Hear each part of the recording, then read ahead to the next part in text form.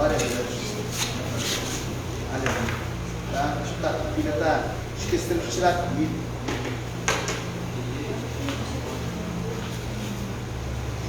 Glória a Jesus. Ou a mesa está desligada? Será? Acho que a mesa está desligada. Pode virar para mim? Vê se eu esqueci. Ah, pode isso aí, a mesa. É em cima, pastor? É. Vê se não dá. Só falta esse mesmo. Todos de baixo eu liguei. Vê se é atrás dela. Deixa eu ir ver. Calma aí. Ah, foi. Glória. Aleluia. Amém, irmãos? Cumprimento os irmãos da paz do Senhor Jesus. Estamos alegres com a presença do evangelista Luciano, a sua esposa, que eu esqueci o nome, irmã Daniele, né? Irmã Miriam, pastor Luiz, as crianças. Estamos felizes, irmão, de estar aqui para mais um estudo bíblico sobre o livro do Apocalipse. É muito importante, é o estudo que vai ser ministrado. Os irmãos que nos acompanham também pela internet, vamos estudar hoje, porque nós vivemos esses últimos tempos. Então, nós vamos ficar ligados com Deus e aprender o que Deus vai falar conosco através da sua santa palavra, tá bom? Vamos colocar de pé. Já quero chamar aqui o evangelista Luciano para nós ganharmos tempo, para estar ministrando a palavra do Senhor, esse estudo bíblico no nome de Jesus. Vamos estar orando e entregando o servo de Deus na mão do Senhor. Amantíssimo e eterno Deus, Pai do meu Senhor e Salvador Jesus Cristo, Pai, nós estamos alegres e felizes de receber o teu filho, o teu servo, o teu instrumento, juntamente com a sua esposa, Senhor, que hoje estará ministrando a tua palavra aos nossos corações. Pai, tu sabe o quanto nós precisamos ouvir a tua voz, o quanto nós precisamos aprender a tua palavra, e quanto nós estamos aqui com o coração aberto, desejoso de ouvir mais acerca da tua palavra. Nos desperta no dia de hoje, abre os nossos olhos, abre o nosso entendimento, abre os nossos corações, fala conosco. Precisamos sair daqui não da forma que nós entramos, precisamos sair daqui diferente. E Pai, nós oramos, nós clamamos, entregamos o teu filho nas tuas mãos. Usa ele como canal, como instrumento, como embaixador do céu. E fala com a tua igreja no dia de hoje, Senhor, através da tua santa palavra, que tu possa abençoar os teus filhos, os teus servos. Ó Pai, estamos aqui também para te adorar, para te exaltar e bendizer o teu santo e poderoso nome. Se conosco, é o que nós te pedimos, te agradecemos, no nome de Jesus. Amém. O evangelista Luciano faz parte da igreja metodista. Começou aqui, o Senhor abençoou, eles estão aqui na Ramiro Cardoso, lá no finalzinho, pastor Antônio. Eu ia falar que servimos juntos, mas servimos juntos no seminário IETEC, né? Fizemos seminário junto e fizemos a convalidação junto, pós-graduação junto. Meu Deus, eita glória! Estamos aqui hoje juntos, para a glória. Vamos subir para o céu junto, né, irmã? Irmã Daniela, todos nós, em nome de Jesus, amém? Deixa eu só botar a mão aqui, meu amigo.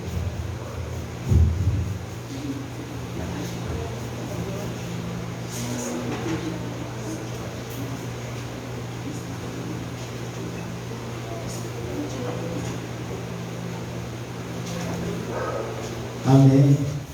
Saúde, amada igreja, da paz do Senhor Jesus, amém? Amém. Glória a Deus. Para mim é motivo de alegria. Se os irmãos quiserem tomar um assento, pode ficar à vontade.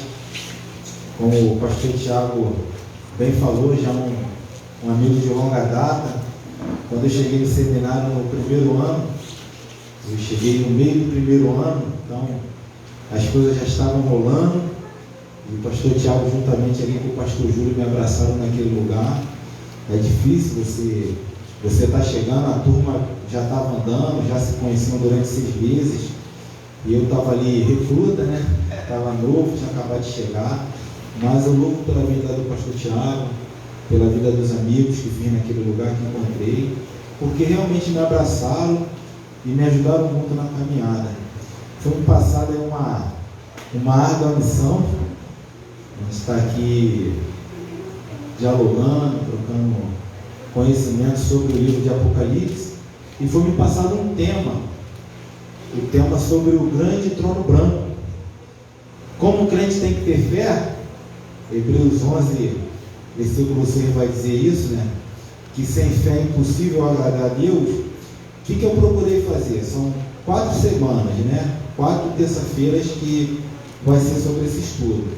Para não chegar aqui somente falar do trono branco, pela fé, eu fiz um resumo do livro de Apocalipse, para a gente poder ter uma cronologia, entender os fatos, aonde começa, como começa, e ter uma sequência dentro da nossa mente. Aí, quando chegar no final, no trono branco, a gente dá uma parada.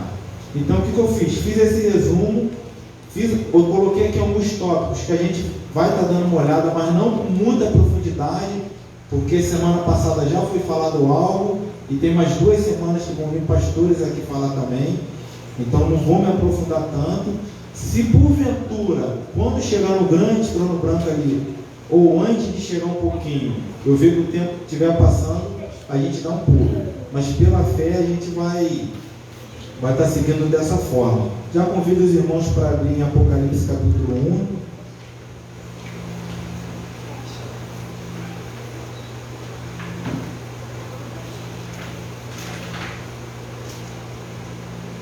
A gente vai começar de forma bem tranquila, que nem carro a álcool, né? Vai devagarzinho, o motor vai se aquecendo, mas depois que o motor aquecer, a gente engrena. Então, quando a gente se fala do livro de Apocalipse, a primeira coisa que a gente tem que ter em mente é que a gente está falando sobre escatologia bíblica. O que seria escatologia? Escatologia é quando a gente para estudar a doutrina das últimas coisas.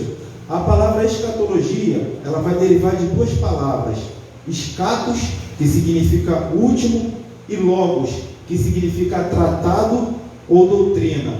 Ou seja, escatologia é o quê? É o estudo, é o tratado, é a doutrina das últimas coisas. É quando eu vou buscar dentro da palavra de Deus, dentro da palavra do Senhor, as coisas que virão a acontecer.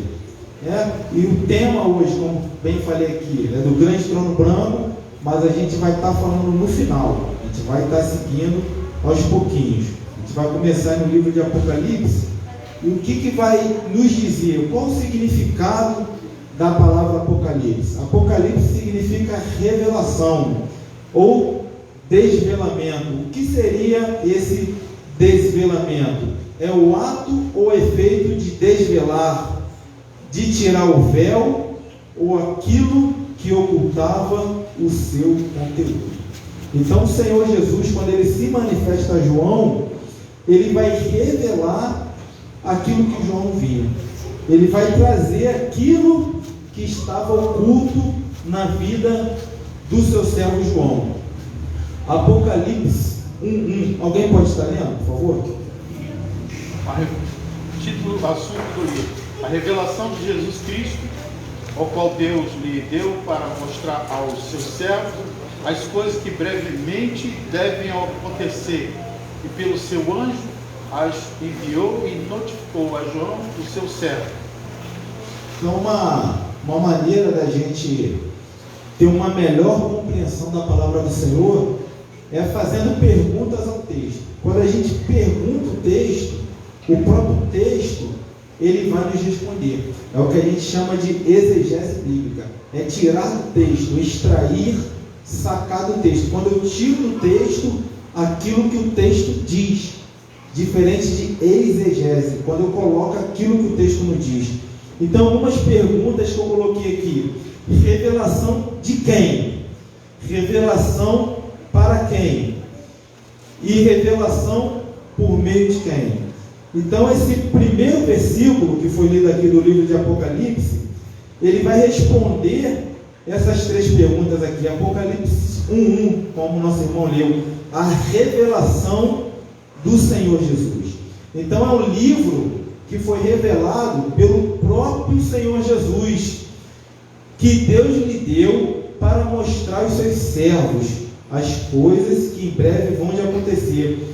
Para mostrar a quem? Aos seus servos. E mais à frente, nós vamos estar vendo quais são esses servos. Quem são esses servos que a Bíblia está citando aqui, que o Senhor teve a preocupação, o cuidado de tirar o véu e trazer a revelação da sua palavra. Por meio de quem ele trouxe isso? Do seu filho, do seu servo, o apóstolo João. Então a apresentação do livro de Apocalipse, ela é feita através de muitos sinais. O livro de Apocalipse é um livro muito simbólico. Quando a gente para fazer uma leitura de um livro desse, a gente tem que ter alguns cuidados. A gente não pode pegar alguns textos do livro de Apocalipse e ler de forma literal. Um exemplo, a gente vai ler lá dizendo que uma besta que subiu do mar, que tem 7 cabeças, 10 chifres, sobre esses chifres 10 diademas. Se a gente for interpretar esse texto de forma literal, a gente vai imaginar que é um monstro subindo da água. E não é assim. O livro de Apocalipse, ele vai usar sinais como candeeiros, selos, trombetas, taças, números e etc. Então, quando a gente lê esse livro, um livro profético, a gente tem que ter esse cuidado de fazer essa separação. Esse texto que eu estou lendo aqui, ele está falando comigo de que forma? É um texto literal? Aquilo que está sendo escrito é realmente aquilo? É um texto simbólico? Está sendo usado símbolos para me passar uma informação? Então, o primeiro cuidado para a gente ter um entendimento sobre o livro de Apocalipse é esse. A gente vê se é um texto literal, se é um texto figurado ou se é um texto simbólico. Quem é o autor? Quem é o escritor do livro de Apocalipse? O escritor ele já se apresenta no primeiro versículo. O livro de Apocalipse foi escrito pelo apóstolo João. João que escreve o evangelho que vem no teu nome, o evangelho segundo João, segundo escreveu João, e as 3 epístolas, 1ª, 2ª e 3ª João. Então o autor, o escritor, o autor da Bíblia é o Espírito Santo de Deus. Mas quem escreve e recebe as revelações do Senhor é o apóstolo João. Época e local. João pastoreava a igreja em Éfeso, quando foi banido por Domiciano para a ilha de Patmos, em 95 ou 96 depois de Cristo. Há alguns conflitos com relação de data, mas a data mais aceitável é essa, entre 95 ou 96. A igreja ela sofreu uma perseguição muito grande. O Império Romano estava ali perseguindo a igreja. Domiciano ali, ele se declara a Deus e ele quer receber a adoração. E a igreja, ela se levanta de forma contrária a isso. Então ele começa a perseguir, a matar os nossos irmãos. Os irmãos foram lançados em cova de leões, foram lançados em fornalhas ardentes, foram pendurados em cruzes e atearam fogo, mas eles não negaram a fé. E esse mesmo livro aqui vai nos dizer que aquele que perseverar até o fim, este será salvo.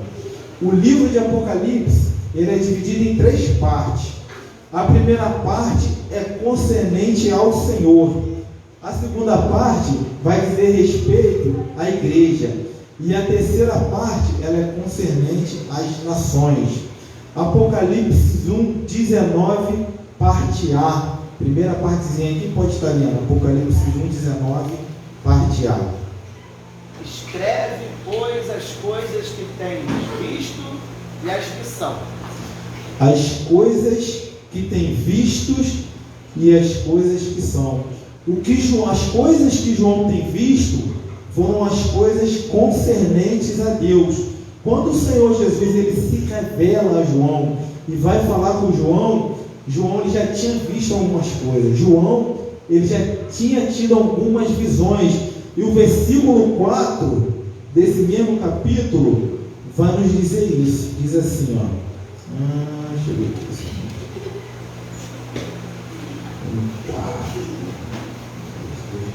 Diz assim: João, as 7 igrejas que estão na Ásia, graça e paz seja convosco, e a paz daquele que é, que era e que há de vir, e dos 7 espíritos que estão diante de Deus. O que esse texto está falando? Esse texto aqui está trazendo a eternidade do Senhor. Aquele que era, aquele que é e aquele que haveria de vir. Então as coisas concernentes ao Senhor que João viu é a eternidade de Deus. João viu aquele que era, o que é e o que haveria de vir. Ele vê o alfa e ele vê o ômega. Ele vê o primeiro e ele vê o derradeiro. João também ele vai ver aqui, nesse versículo 4, Apocalipse 1:4, os 7 Espíritos de Deus. Os 7 Espíritos de Deus está falando da plenitude do Espírito Santo. Por isso é necessária essa introdução aqui. Por que esse número aqui? Por isso que a gente tem que entender que o livro de Apocalipse fala de muitas formas. Quando ele vai falar do número 7, é o número da perfeição, é o número completo, é o número da plenitude. Então João vê um Deus eterno, um Deus que era, um Deus que é e um Deus que haveria de vir, e João vê o Espírito de Deus de forma ampla, de forma completa. Por isso que aqui está relatado no versículo 4, os 4 Espíritos de Deus. As coisas concernentes à igreja, Apocalipse 1:19, parte B. Quem pode estar lendo? E as que depois destas hão de acontecer. E as coisas que depois dessas são e hão de acontecer. Apocalipse 1:19. Se a gente pegar o capítulo 2 e o capítulo 3 de Apocalipse, esses 2 capítulos ali, eles vão estar totalmente separados, voltados para a igreja. Porque antes do Senhor anunciar as coisas ao mundo, primeiro Deus anuncia a igreja. Antes de Deus trazer juízo ao mundo, antes de Deus trazer sentença ao mundo, o Senhor ele se comunica com a sua igreja. Essa é a importância do livro de Apocalipse. Então, do capítulo 2 e o capítulo 3 é totalmente voltado à igreja, onde João vai escrever a igreja de Filadélfia, Laodiceia, Sardes, Esmirna, Pérgamo. Então, 2 e 3 voltado à igreja. E a parte 3 é concernente às nações, as coisas que hão de acontecer. Que vai do capítulo 4 do livro de Apocalipse até o capítulo de número 22. São os que nós estamos vivendo agora, as coisas que nós estamos passando e as coisas que vão acontecer.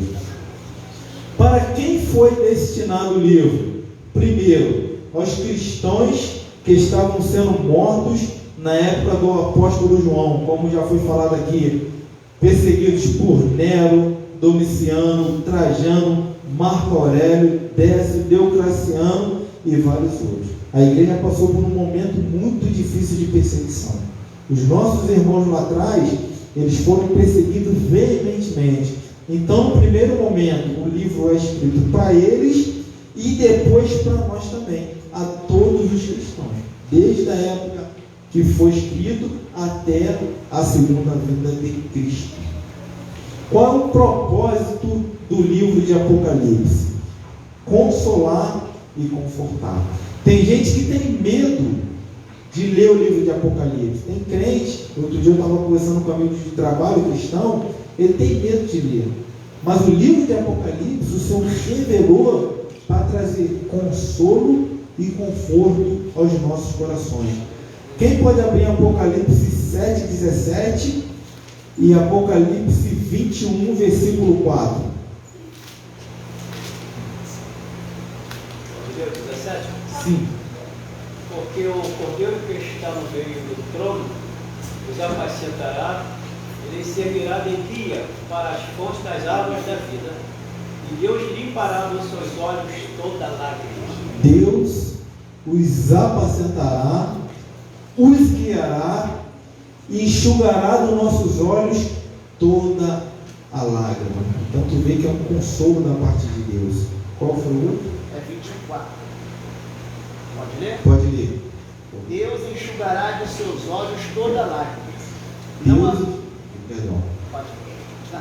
Não haverá mais morte, nem pranto, nem clamor, nem dor, pois já as primeiras coisas são passadas. As primeiras coisas são passadas. Não haverá mais morte, não haverá mais pranto, não haverá tristeza e não haverá mais dor. Tudo que a gente enfrenta aqui, perda de amigos, perda de familiares, doença, sofrimento, aflições, E o Senhor Jesus nos advertiu quanto a isso, que no mundo nós teríamos o quê?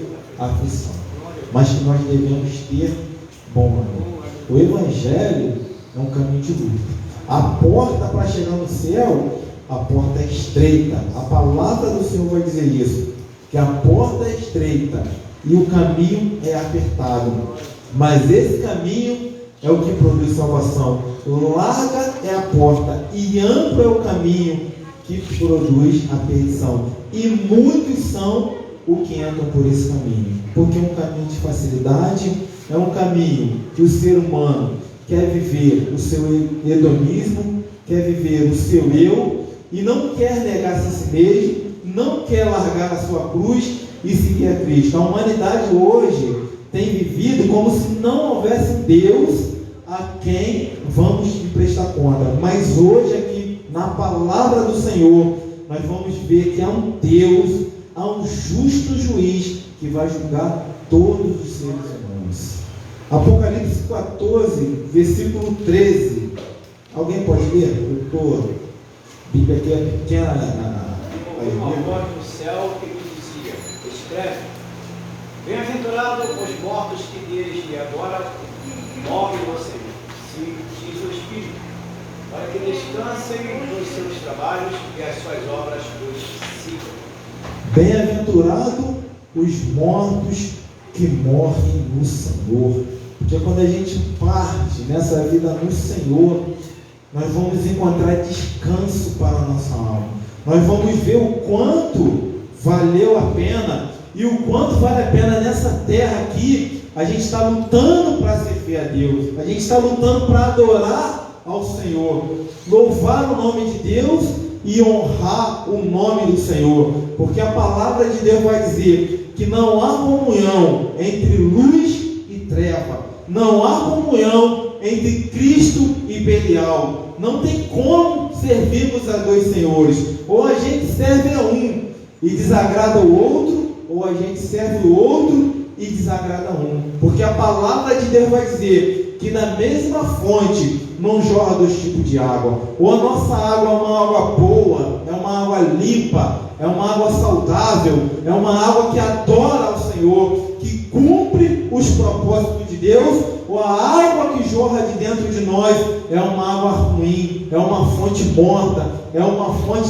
desagradável. Assim como o Senhor, quando se dirigiu à igreja de Laodiceia, era uma igreja que tinha tudo. A igreja de Laodiceia era uma igreja rica. A Laodiceia ficava na capital da Ásia Menor. Na cidade ali de Laodiceia tinha um banco. Na cidade de Laodiceia tinha uma indústria têxtil de roupa, e na cidade de Laodiceia tinha uma fábrica de colírio. Então as pessoas ali tinham uma boa posição financeira, as pessoas ali se vestiam bem, as pessoas ali comiam bem, eles achavam dentro deles que eles não precisavam de nada, mas Deus estava reprovando aquela igreja, porque Deus estava passando longe. O Senhor falou para ele: eis que estou à porta e bato. Se alguém ouvir a minha voz, abrir a porta, eu entrarei com ele, cearei com ele e ele comigo. Porque a igreja de Laodiceia, pela sua riqueza, estava esquecendo do Senhor e deixando Cristo do lado de fora da igreja. Mas o Senhor fala para a igreja de Laodiceia: você se diz rico, diz que não tem falta de nada, mas não sabe que é cego, pobre, miserável e nu.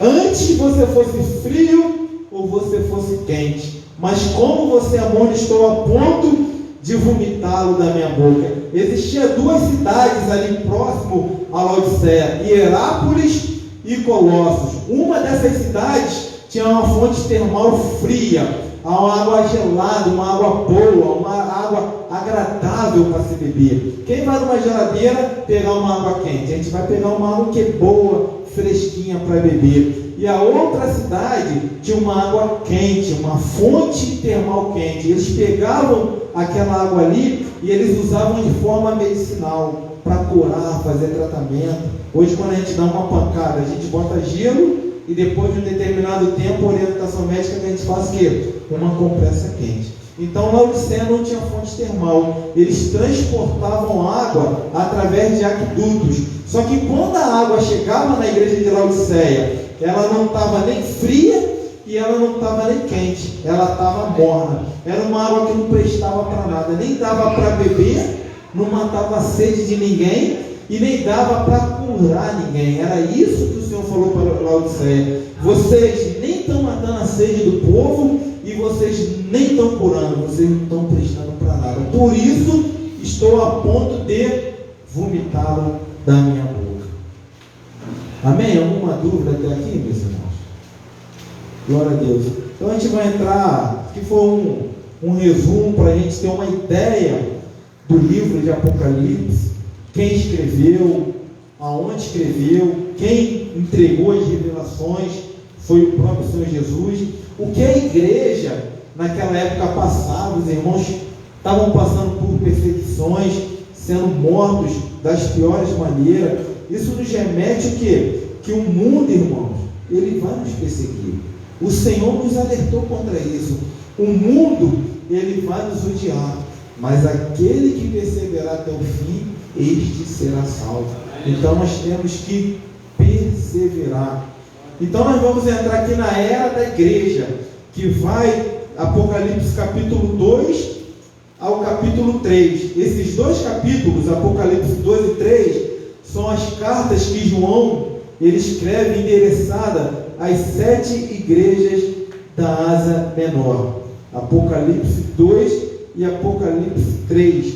João ele vai escrevendo ali. O Senhor Jesus ele tem um cuidado de primeiramente se expressar à sua igreja, de como posso dizer, fugindo a memória, de exortar a sua igreja.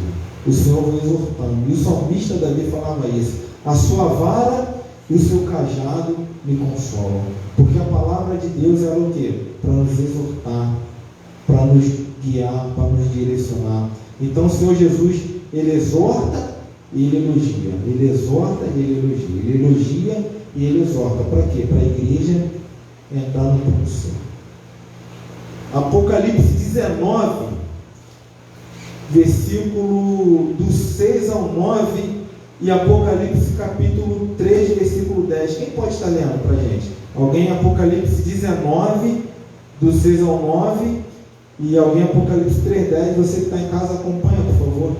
Eu ouvi como a voz de uma grande multidão, como que a voz de muitas águas, como que a voz de grandes trovões que dizia: aleluia, pois já o Senhor Deus Todo-Poderoso reina.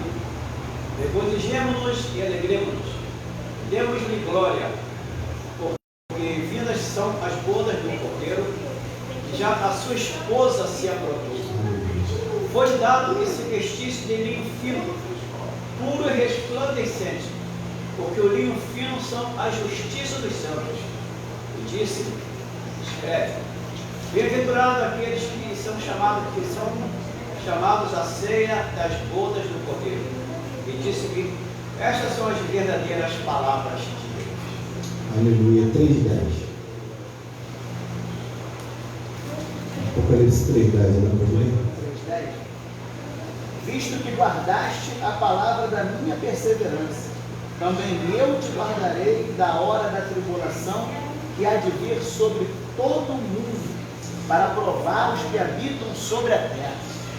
Aqui o Senhor falando na sua igreja: viste que guardaste a palavra da minha salvação, então eu também o guardarei na hora da tentação que há de vir sobre todo o mundo. Esse texto aqui, ele é muito importante, porque esse texto aqui ele vai tratar diretamente da grande tribulação. E esse texto aqui vai nos mostrar que a igreja ela é retirada dessa terra antes da grande tribulação. Apocalipse capítulo 4, versículo 1 diz assim: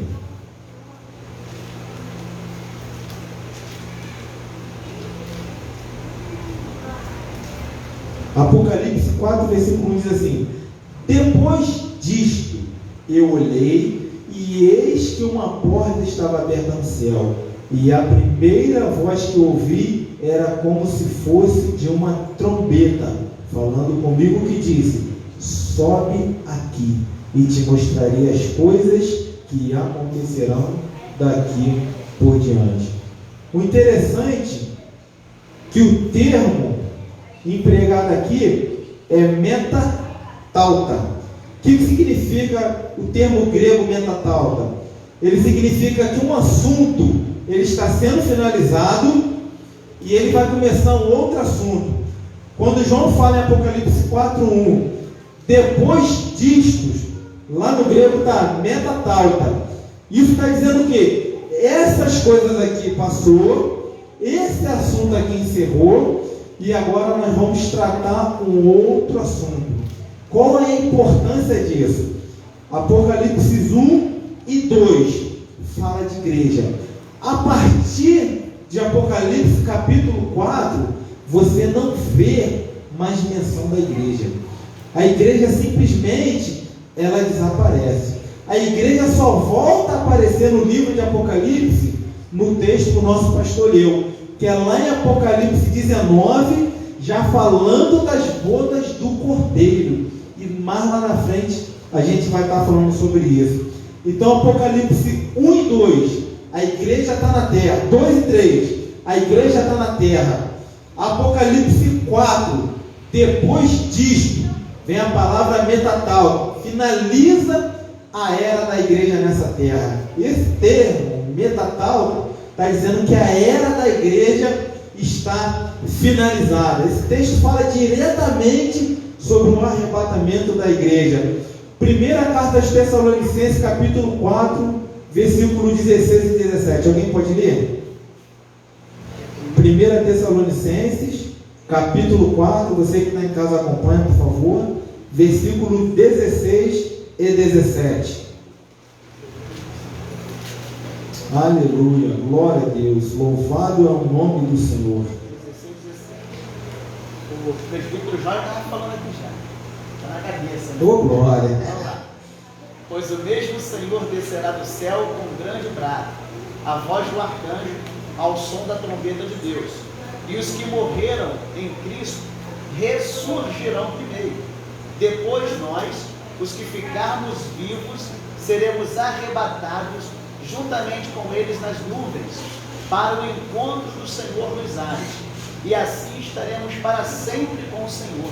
Aleluia. Esse termo aí, arrebatado, que o apóstolo Paulo ele vai usar, ele usa a palavra no grego rapazo.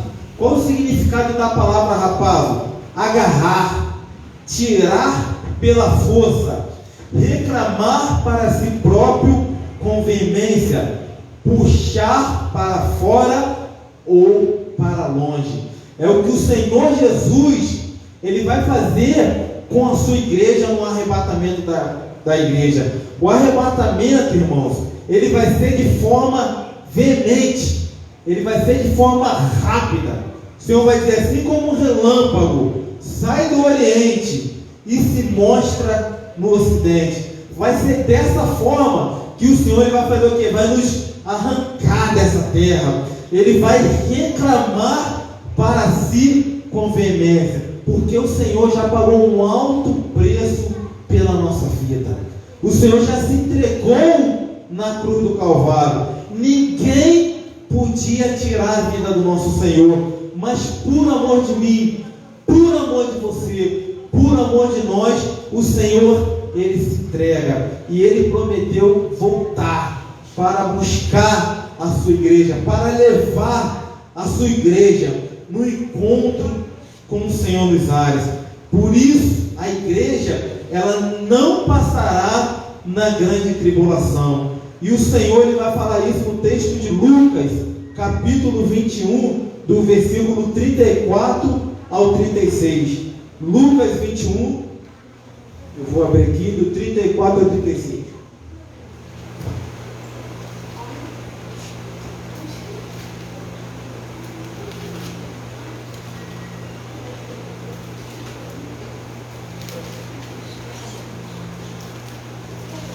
Lucas 21, versículo 34, vai dizer assim: tomai cuidado por vós mesmos, para que em nenhum momento os vossos corações sejam sobrecarregados com excessos e embriaguez e cuidados da vida, e aquele dia não vos sobrevenha desprevenidamente, porque virá como um laço sobre todos os que habitam na face da terra. Vigiai, pois, orando sempre, para seres considerados dignos de escapar de todas essas coisas que hão de acontecer e de estar de pé diante do Filho do Homem. Então será dessa forma. Por isso que nós temos que tomar cuidado de não encher a nossa vida com as coisas desse mundo. E isso me lembra muito a cena do Senhor, quando Ele vai visitar a casa do seu amigo Lázaro. O Senhor visita a casa de Lázaro. Maria, ela está como nós aqui, preocupada em ouvir ao Senhor, preocupada com a oportunidade de ouvir a palavra de Deus. Então Maria, ela se assenta para ouvir, e Marta não. Marta está fadigada com as coisas do mundo, tem que ver a louça, tem que ver a comida, tem que trabalhar, tem que acordar, tem que botar as crianças para o colégio. Marta se preocupada com muitos afazeres, e Maria ouvindo a palavra de Deus. Tem uma hora que Marta, ela vai reclamar: Senhor, não te incomoda que eu estou aqui com muitas coisas, e ela está aí, não está fazendo nada. E o Senhor Jesus fala: Marta, Marta, você está atarefada com muitas coisas, mas só uma é necessária.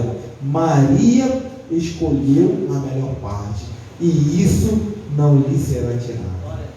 Então a melhor parte é buscarmos ao Senhor. A palavra de Deus vai dizer isso: buscai ao Senhor enquanto se pode achar, invocai-o enquanto está em tempo.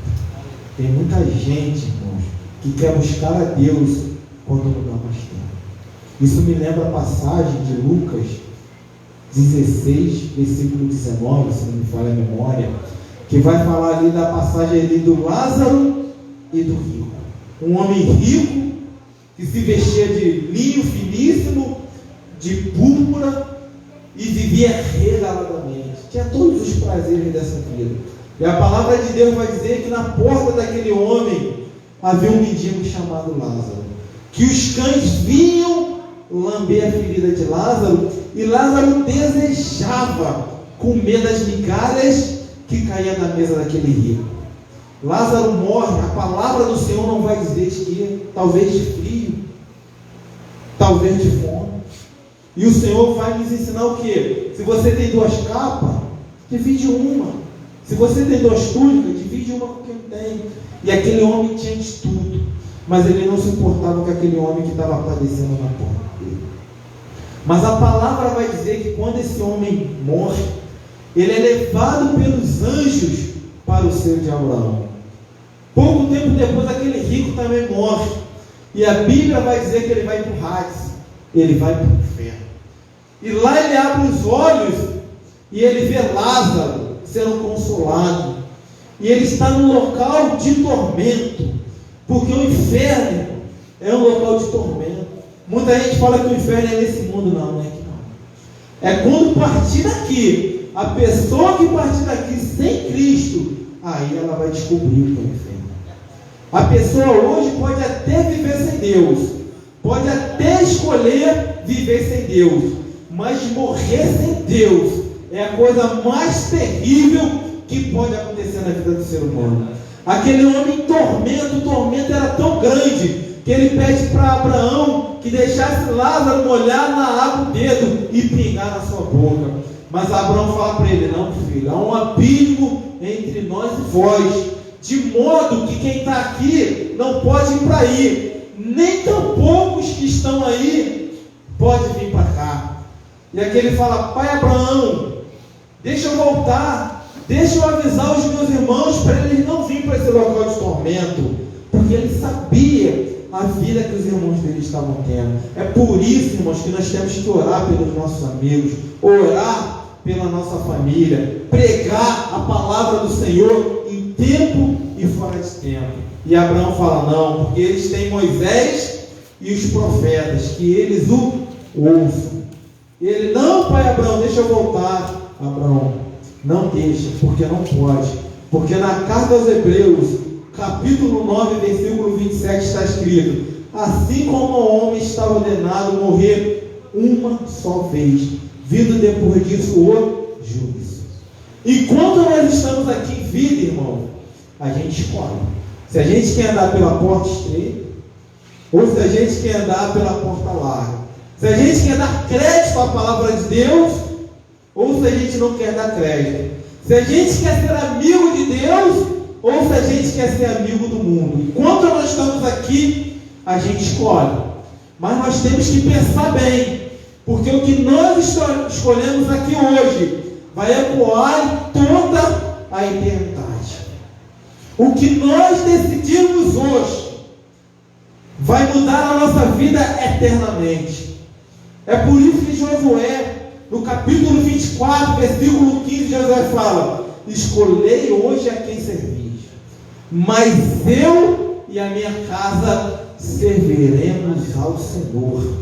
Que nós possamos servir ao Senhor, continuar servindo e adorando o nosso Deus, porque vai valer a pena, vai valer muito a pena.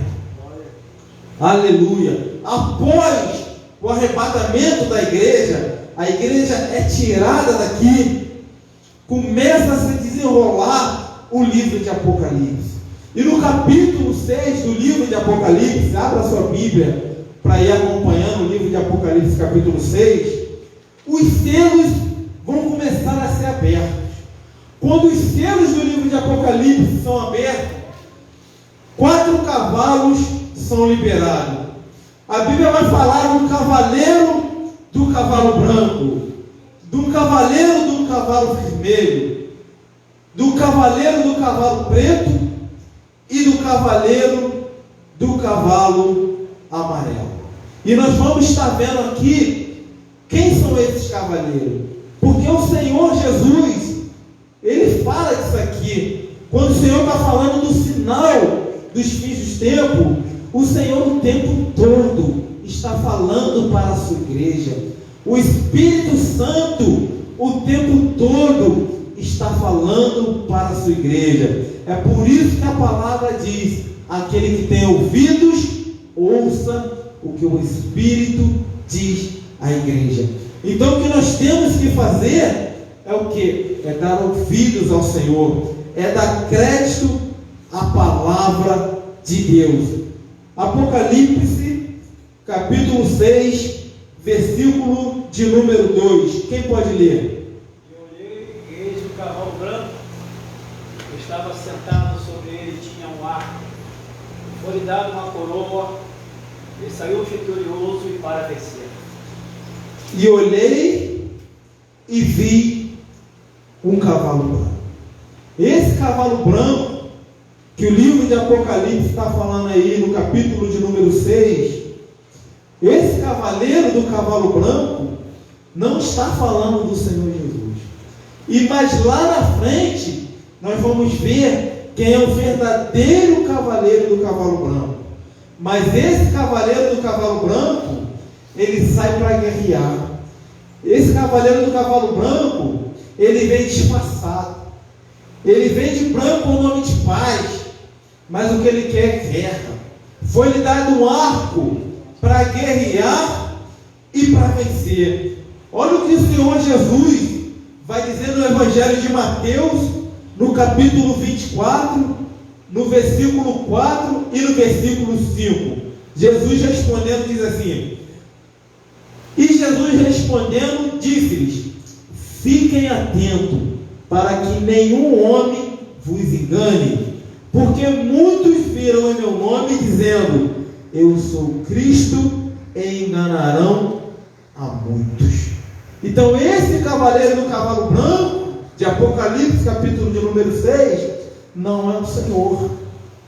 Alguns teólogos vão dizer que esse cavaleiro aqui está se tratando do anticristo, do homem do pecado, do filho da perdição, daquele que vem enganar, daquele que vem travestido, que vem é um lobo em pele de ovelha. Ele vem no cavalo branco, mas ele não quer paz. Apocalipse, capítulo 6, versículo 4. Quem pode ler? E saiu outro cavalo vermelho, e não estava sentado sobre ele. Ele foi dado que tirasse a paz da terra e que matasse uns aos outros. E foi-lhe dado uma grande espada. Foi-lhe que lhe dado para tirar a paz e matar um ao outro. Está falando de guerra. Olha o que o Senhor Jesus disse no Evangelho de Mateus 24, verso 6, seguindo no texto. E ouvireis de guerra e de rumores de guerra. Olhai para que não vos perturbeis, pois todas essas coisas devem acontecer, mas ainda não é o fim. Ainda não é o fim. Apocalipse capítulo 6, versículos 5 e 6, vai falar do cavaleiro e do cavalo preto. Quem pode ler o versículo 5 e 6 de Apocalipse 6? Quando o cordeiro abriu o terceiro selo, ouvi o terceiro ser vivente dizer: Vem! Olhei e vi um cavalo preto, e seu cavaleiro tinha uma balança na mão. E ouvi uma como que voz no meio dos 4 seres viventes, que dizia: uma medida de trigo por 1 denário, e 3 medidas de cevada por 1 denário, e não danifiqueis o azeite e o vinho. O cavaleiro do cavalo preto, ele vai estar com uma balança na mão. Isso aí está falando da fome, irmãos. Muita gente vai morrer de fome. Seguindo no texto paralelo aqui de Mateus 24, verso 7, diz assim: pois se levantará nação contra nação, e reino contra reino, e haverá fomes, e peste, e terremoto em vários lugares. Uma balança. A comida, ela vai estar escassa. Aqui a palavra do Senhor vai dizer que a pessoa vai comprar por 1 denário.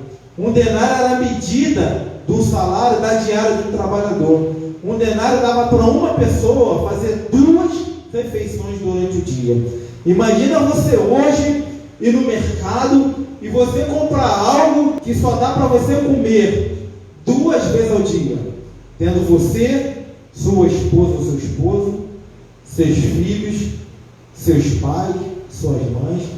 Como que uma refeição que só dá para uma pessoa comer 2 vezes vai alimentar várias pessoas dentro de uma casa? A balança vai dizer isso, que naquele grande dia esse cavaleiro vai deixar as coisas escassas, e a gente já vê alguma coisa disso por aí. Apocalipse capítulo 6, versículo 8, vai falar do cavaleiro e do cavalo amarelo. Quem pode ler? Apocalipse 6, 8, seguindo o texto. E olhai, e eis aí um cavalo amarelo, e o que estava sentado sobre ele tinha o nome Morte, e o inferno o seguia, e foi-lhe dado poder para matar a 4ª parte da terra com a espada, e com a fome, e com a peste, e com as feras da terra. Ele tinha o nome Morte. Mateus 24, verso 9. Então vamos te entregar para seres atormentado, e vos matarão, e serão odiados de todas as nações por causa do meu nome. Então tu vê que quando os selos eles começam a ser abertos e vai liberando esses cavaleiros, o Senhor ele já começa a trazer juízo sobre a terra. O Senhor já começa a trazer os seus decretos sobre a terra, porque porque todas as coisas estão sob o controle de Deus. Seguindo no livro de Apocalipse, do capítulo 8 ao capítulo de número 11, nós vamos ver as 7 trombetas. As 7 trombetas são os juízos, são os decretos do Senhor. E para vocês entenderem, irmãos, que esse tempo será tão terrível, olha o que diz Apocalipse 9, versículo de número 6. Eu vou botar aqui na minha Bíblia, para os irmãos que estão em casa poderem acompanhar. Apocalipse, capítulo de número 9, versículo 6, diz assim: e naqueles dias os homens buscarão a morte e não encontrarão, e desejarão morrer, e a morte fugirá deles. Evangelista Luciano, o senhor me permite só fazer uma observação? Fica à vontade. Uma observação, porque me espantou. Eu não conheço, não tenho afinidade com o livro do Apocalipse. Mas quando o senhor leu aí o quarto cavaleiro, que ele vai ter o poder de matar a 4ª parte da humanidade, eu fiz uma conta rápida que hoje nós temos 7 bilhões de habitantes no planeta Terra, se eu não me engano. E a 4ª parte seria mais ou menos 1,5 bilhão de pessoas. Acho que a epidemia que mais matou pessoas, se eu não me engano, na história da humanidade foi a peste negra, se eu não me engano, ou foi a gripe espanhola. Mas uma ou outra foi a pior. As duas foram as piores, mas não sei qual foi a pior. Eu sei que uma delas matou 80 milhões de pessoas. Então havia pessoas nas ruas. Então a pessoa contraía a enfermidade na parte da manhã e à noite, à tarde, ela estava morta. E não dava tempo de enterrar todo mundo, 80 milhões. Imagina 1,5 bilhão de pessoas mortas. Como é que vai ser? Vai ser espantoso, horroroso. Vai ser terrível. 4 vezes 7? Não, a 4ª parte, 7, não dá para ser 2 bilhões, é menos de 2. É 1 bilhão e 700 milhões, mas menos de 2. Gente, vai ser espantoso. Vai ser terrível. Imagina. As pessoas hoje não têm dado crédito à palavra de Deus, mas esse tempo, quando a igreja ela for tirada aqui da parte da face da terra e começar a vir esses juízos da parte de Deus, a coisa vai ficar feia, vai ser terrível. Para a gente ter uma ideia, olha o que o Senhor diz no Evangelho de Mateus, capítulo 24, se não me engano, versículo 21. Deixa eu ver aqui, Mateus 24, 21. Porque haverá então grande aflição, como nunca houve, desde o princípio do mundo até agora, e nem tampouco haverá jamais. Nesse tempo, irmãos, haverá grande aflição, como nunca houve, desde o princípio do mundo. Pensa nas coisas terríveis que esse mundo passou. Pensa nos tiranos. Hitler massacrou os judeus. Stanley. Quanta coisa terrível já aconteceu nesse mundo.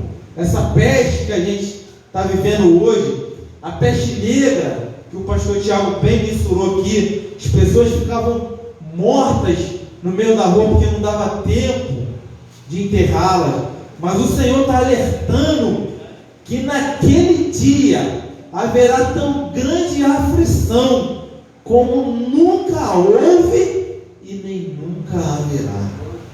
Terrível, terrível será naquele dia. Nesse período que essas coisas vão estar acontecendo, lá em Israel, as 2 testemunhas levantadas pelo Senhor vão estar ali profetizando, pregando ali ao povo judeu, pregando a palavra do Senhor. Mais à frente, a gente vai estar vendo ali o reinado da besta. A palavra do Senhor vai falar de 2 bestas: a besta que sobe do mar e a besta que sobe da terra, que está em Apocalipse, capítulo de número 13. A besta que sobe do mar, eu não vou aqui entrar em detalhes, se não me engano é na próxima terça-feira, não é isso? Não perca, você que está nos acompanhando aí de casa, próxima terça-feira o pastor vai estar aqui dissecando esse tema sobre essa besta que sobe do mar. Não é um monstro que sobe das águas, mas você vai ter uma boa compreensão. Mas nesse período aqui em Apocalipse 13, estará reinando este homem, que a Bíblia vai identificar ele como uma besta fera, tamanha ferocidade que ele vai ter, um homem que vai vir das nações, justamente com a besta que sobe da terra, que é o falso profeta. Vão ser dois homens ali alinhados, vão formar a trindade satânica: a besta que sobe da terra, a besta que sobe do mar, o falso profeta e o anticristo, juntamente com Satanás. Eles vão estar operando de forma terrível aqui nesse mundo. Apocalipse capítulo 19, um pouco mais à frente, aí sim, nós vamos ver ali a esposa do Cordeiro. Você vê que Apocalipse 1 e 2 fala da igreja. A igreja está ali, o Senhor endereça as cartas à igreja. Após isso, a igreja, ela é omitida, não se fala mais igreja, começa a vir as pragas, começa a vir os decretos, vê os cavaleiros, do cavalo branco, preto, amarelo, como nós já vimos aqui, os selos com a ira do Senhor começam a ser derramadas, as taças da ira de Deus vão sendo derramadas, e não se fala em igreja. A igreja, ela não aparece mais, porque a igreja, ela está no céu, a igreja está nas bodas do Cordeiro. Apocalipse 19, como já foi lido aqui, versículo do 6 ao 9, quem pode estar lendo? Apocalipse 19, do 6 ao 9. Também ouvi uma voz como de uma grande multidão, como a voz de muitas águas, e como a voz de fortes trovões, que dizia: Aleluia, pois já reina o Senhor nosso Deus, o Todo-Poderoso. Regozijai-nos e exultemos, e demos-lhe a glória, pois são chegadas as bodas do Cordeiro, e já a sua noiva se aprontou. Foi-lhe dado que se vestisse de linho fino, resplandecente e puro. O linho fino são os atos de justiça dos santos. E disse: escreve, bem-aventurados aqueles que são chamados à ceia das bodas do Cordeiro. E disse-lhe ainda: estas são as verdadeiras palavras de Deus. Tu vê que quando o apóstolo João volta a mencionar a igreja dentro desse cenário todo catastrófico, a igreja, ela não está aqui na terra. Esse texto de Apocalipse 19, do 6 ao 9, ele deixa bem claro: a igreja, ela está no céu, a igreja está participando do banquete, a igreja está participando das bodas do Cordeiro, e a igreja ali está passando pelo tribunal de Cristo. Diferente do tribunal do grande trono branco, o tribunal de Cristo não é um tribunal de condenação, mas é um tribunal de recompensa. É um tribunal em que Deus, ele vai galardoar a sua igreja. O tribunal, ele vai nos relatar 6 tipos de obra: obra de ouro, obra de prata, obra de pedras preciosas, obras de madeira, obras de feno e obras de palha. As obras de ouro, de prata e de pedras preciosas são aquelas obras que vão ser aprovadas diante de Deus. São aquelas pessoas, irmãos, que fizeram a obra de Deus com amor, que fizeram a obra de Deus com carinho, que não se pouparam, mas fizeram como o apóstolo Paulo, se deixaram desgastar pelo Evangelho, pela palavra de Deus, por amor das almas, por amor de vidas. O ouro, quando é colocado no fogo, ele é purificado. A igreja, quando ela passa pelo fogo do Senhor, não é para a igreja ser destruída, mas é para a igreja ser purificada. Então, nas bodas do Cordeiro, o Senhor vai recompensar aquele cristão que foi fiel, que fez a obra com zelo, que quando veio aqui, olha como é que a igreja está limpinha, veio limpar com amor, veio limpar com carinho, aqui ó, organizou os bancos direitinho, colocou ó, alinhadinho, passou um pano, deve ter passado até uma cera, está limpinho. Irmãos, o Senhor é aquele que recompensa as nossas obras. O Senhor falou isso. Quando você for orar, entra para o seu quarto, ora em secreto, porque o seu Pai Celestial te vê. De repente a pessoa que limpou estava aqui sozinha, de repente o pastor Tiago não estava presente, essa pessoa não tem ninguém, mas o Senhor estava aqui, estava vendo, e naquele grande dia, a obra dessa pessoa vai ser uma obra de ouro, vai ser uma obra de prata, vai ser uma obra de pedra preciosa, e grande será o galardão. Diferente daqueles que apresentaram uma obra de madeira, uma obra de palha, uma obra de ferro, aquela pessoa que faz com má vontade. Eu vou para o culto porque tem que ir. Pastor, enche a minha paciência, tem pouco eu não vou. Eu vou porque eu sou diácono, eu vou porque eu sou presbítero. Tem que limpar isso aqui. Essa igreja é muito grande. É aquela pessoa que faz com má vontade. É crente, é cristão, está salvo. O tribunal de Cristo aqui não é para condenação, mas ali o Senhor vai separar as obras. Vai ver quem fez com zelo, quem fez com amor, quem não fez com carinho. Vou louvá-la de qualquer maneira, vou pregar de qualquer maneira. Eu tenho que ir para o evangelismo, vou lá, mas não estou a fim de ir. Essa obra, ela não vai ser aprovada no tribunal de Cristo. É uma obra que é de madeira, é uma obra de palha, de feno, uma madeira no fogo, o feno e a palha, o que acontece? Queima, desaparece. A pessoa está salva, mas não vai receber uma recompensa do Senhor. A pessoa está aqui, mas o coração não está. Mas o coração não está. Está lá, a pessoa está, ela é até uma pessoa salva, mas ela não faz a obra de Deus por amor, ela faz por obrigação. Ela vem, mas às vezes não quer vir, faz a obra com má vontade, limpa aqui, em vez de estar sendo grato pela vida, de estar respirando. Poxa, eu vou limpar aqui meus irmãos, daqui a pouco está aqui, daqui a pouco o pastor está aqui, daqui a pouco está... Não, está aqui com má vontade. Sim, meu irmão, fica à vontade. Uma certa vez o porteiro de uma igreja que eu congregava em 1989, ele teve uma oportunidade para cantar um hino, ler um versículo. Aí o pastor falou, o que Deus colocar no seu coração.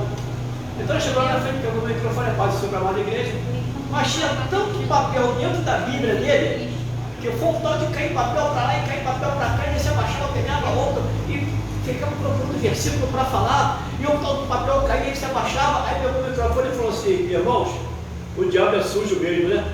O diabo não quer que eu fale, eu não vou falar. Agradeço a oportunidade do Jesus. Para aí, varão. 31.173 versículos, você não sabia, não deixar um para a igreja? Dizer que foi o diabo que não deixou você falar? Que é isso? Tu vê que a pessoa De qualquer maneira. Está de qualquer maneira, não está se importando com a obra de Deus. Às vezes um crente está salvo, mas está aí de qualquer maneira, não está tendo zelo, não está tendo cuidado, né? Testemunho tremendo aí que nosso irmão trouxe. Continuando no capítulo 19, a partir do versículo 11 ao versículo 16, aí sim, nós vamos ver o verdadeiro cavaleiro do cavalo branco. Lembra que nós falamos lá? O livro de Apocalipse, ele vai estar tratando aí de dois cavaleiros do cavalo branco. Apocalipse 6, que não fala do Senhor. Muitos teólogos aí vão dizer que esse cavaleiro do cavalo branco está se tratando aí do anticristo. Mas o capítulo 19, aí sim, nós vamos ver que esse cavaleiro do cavalo branco, ele é diferente. Ele é o verdadeiro cavaleiro do cavalo branco. A partir do 11 diz assim, deixa eu ver, do 11 ao... do 11 ao 16, diz assim, e eu vi o céu aberto, e eis que um cavalo branco, e o que estava sentado sobre ele era chamado Fiel e Verdadeiro, e com justiça julga e guerreia. Seus olhos eram como chama de fogo, e sobre a sua cabeça havia muitas coroas, e ele tem um nome escrito que nenhum homem conhecia, senão ele mesmo. E ele estava vestido com veste banhada em sangue. sangue, e o seu nome é chamado a Palavra de Deus.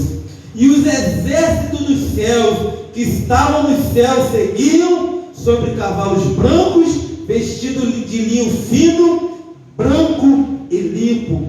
E a sua boca saiu uma espada afiada, para com ela castigar as nações, e ele as governará com cetro de ferro.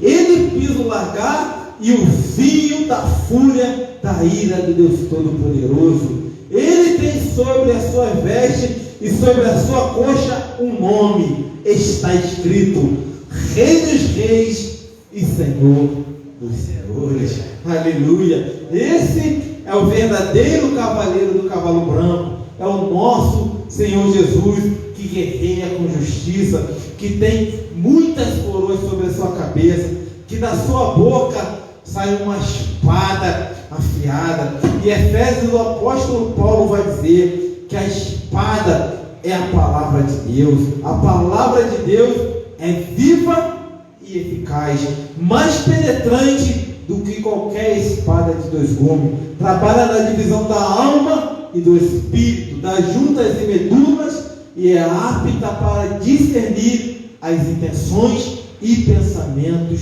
do coração. O Senhor, Ele sonda a nossa mente, o Senhor sonda o nosso coração. O salmista Davi declarou isso: ainda a palavra não me chegou à boca, mas tu já conheces, Senhor.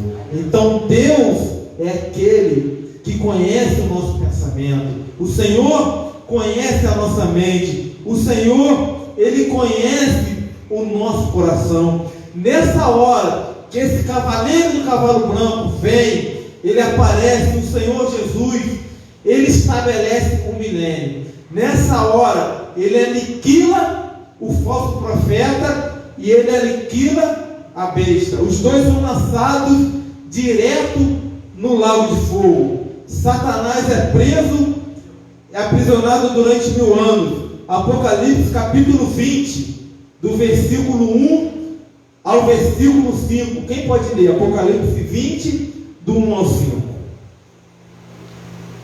Então vi descer do céu um anjo que tinha a chave do abismo e uma grande cadeia na mão. Ele prendeu o dragão, a antiga serpente, que é o diabo e Satanás, e o amarrou por 1000 anos. Lançou-o no abismo e ali o encerrou e selou sobre ele, para que não enganasse mais as nações, até que os 1000 anos se completassem. Depois disto, é necessário que seja solto por um pouco de tempo. Vi também tronos, e aos que se assentaram sobre eles foi-lhes dado o poder de julgar.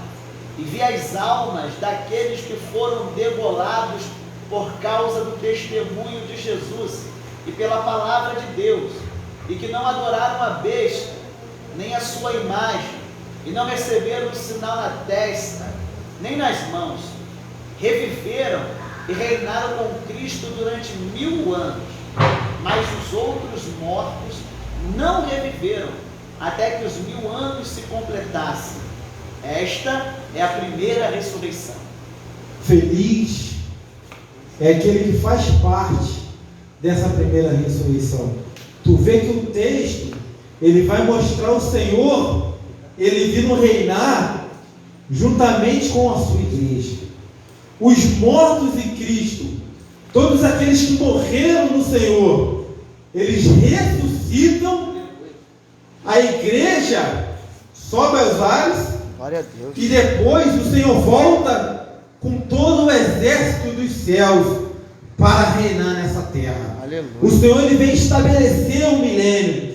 Ele aprisiona Satanás durante 1000 anos, e durante 1000 anos se estabelece um reino de paz, um reino de justiça, um reino em que o justo Senhor está sob o comando. Muita gente confunde a volta de Cristo com o arrebatamento da igreja. São dois eventos distintos.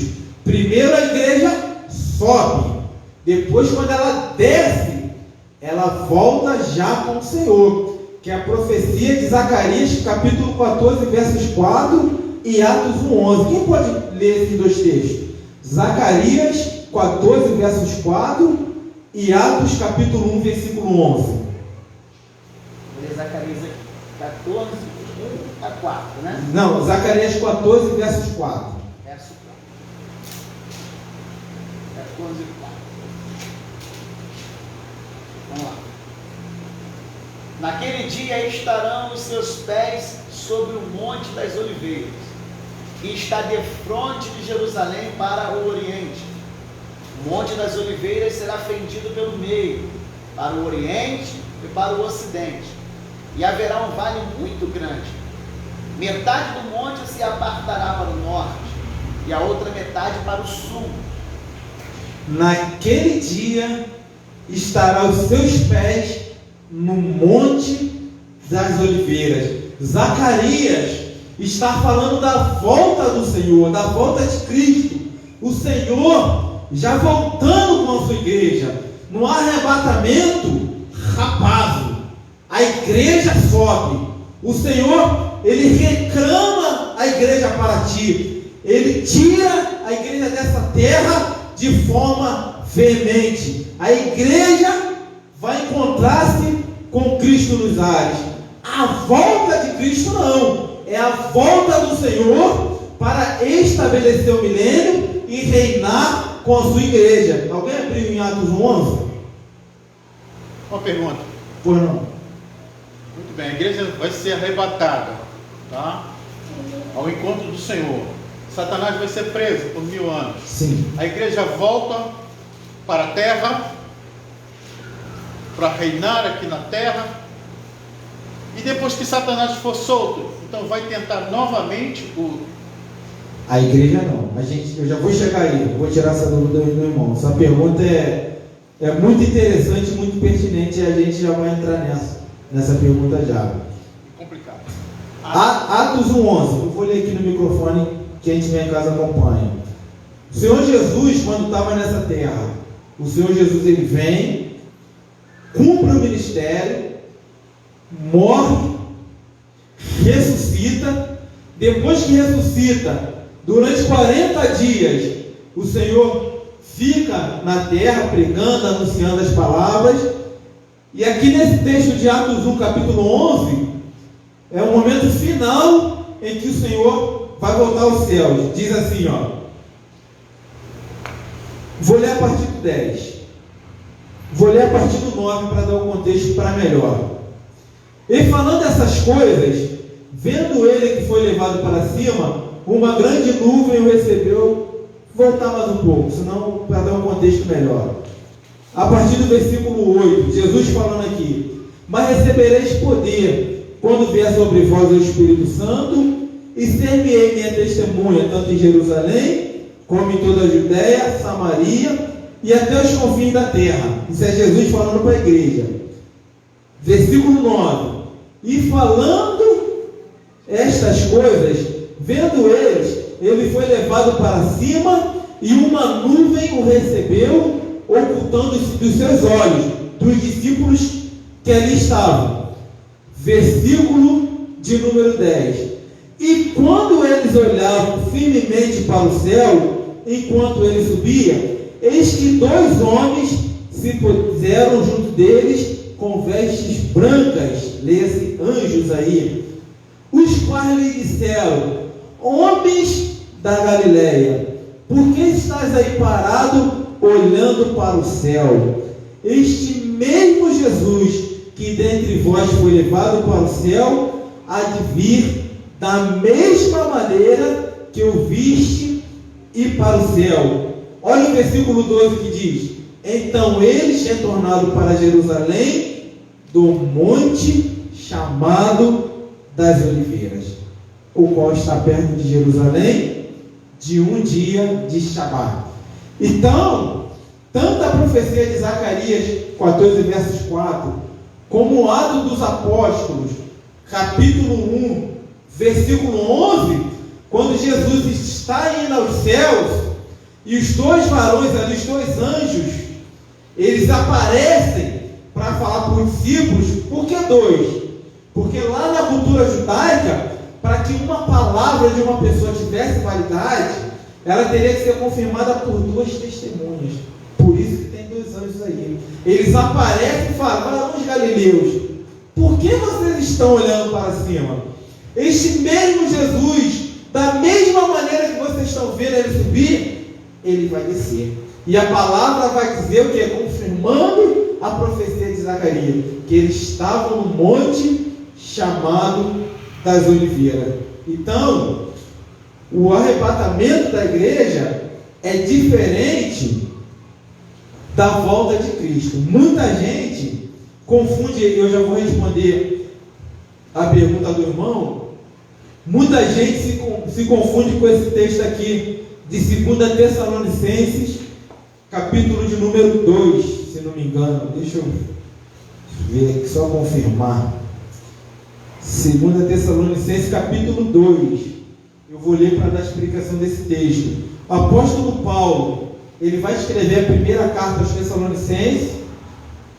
O povo ali se confunde com algumas coisas. Alguns irmãos ali, entre aspas, irmãos, começam a levantar heresias, e Paulo vai escrever essa segunda carta aqui para explicar. Ele diz aqui, falando da volta do Senhor: ora, suplico-vos, irmãos, 2 Tessalonicenses 2, versículo 1, com respeito à vinda do nosso Senhor Jesus e a nossa reunião com Ele. Tu vê que ele não está falando ele está falando da vinda de Cristo, dessa vinda. Que não vos movais facilmente da vossa mente, nem vos perturbeis, quer por epístola, quer por palavra, quer por carta, como se o dia de Cristo já estivesse perto.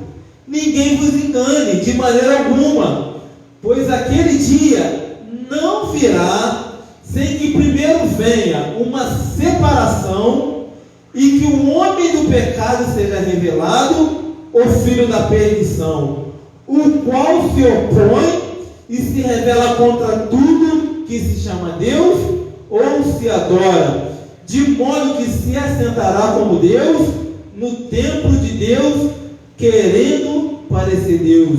Não vos lembrei, quando ainda estava convosco, de que vos dizia estas coisas, e agora vós sabeis o que o detém, para que ele seja revelado no seu tempo. Aí ele vai dizer, porque o mistério da iniquidade já opera, somente a um que o detém, que agora resiste, até que do caminho seja tirado.